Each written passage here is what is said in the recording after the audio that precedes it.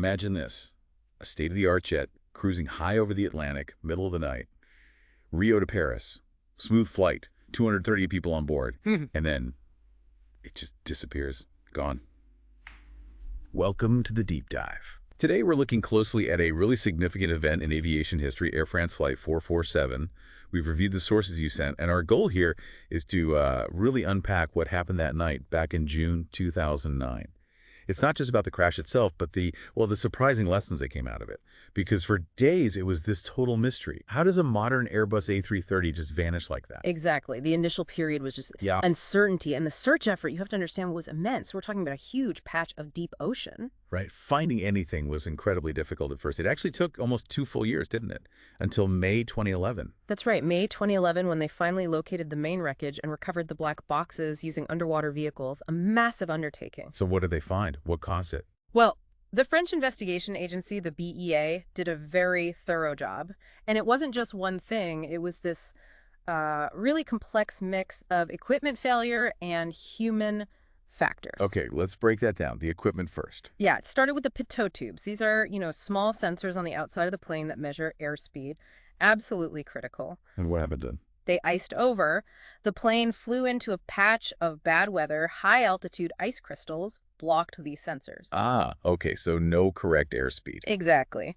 The immediate result was the autopilot kicked off, and then the pilots started getting these completely contradictory airspeed readings on their displays. It's like your speedometer suddenly going blank or haywire while you're driving at night. Wow. Okay, so that's where the human element comes in. Suddenly, no autopilot, confusing data, in a storm. Under enormous pressure, and this is key.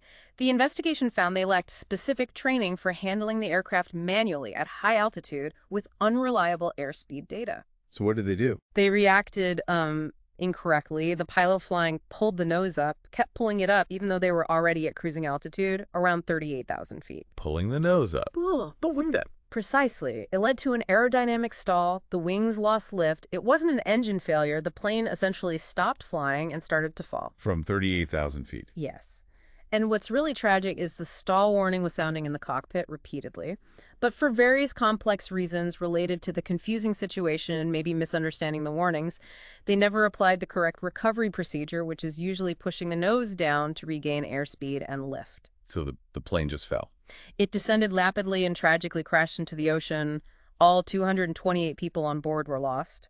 It's still the deadliest crash in Air France's history and for the Airbus A330 model. Just devastating. So thinking about safety, what did the industry learn? It seems like such a capable plane. It really shook the aviation world. It highlighted a potential weakness, this reliance on automation. Had basic manual flying skills, especially in these really unusual high-stress situations, maybe gotten a bit rusty. Right, the interface between the pilot and the complex systems. Exactly. And that led to major changes. Big reforms in pilot training were mandated worldwide.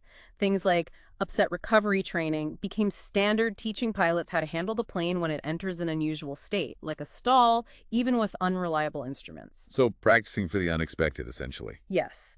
And there were also improvements to cockpit instrumentation, trying to make information clearer, especially during confusing events. Plus, lessons learned about international search and rescue coordination, given how hard it was to find 447. It really stands out then, Flight 447, as this sobering reminder, doesn't it?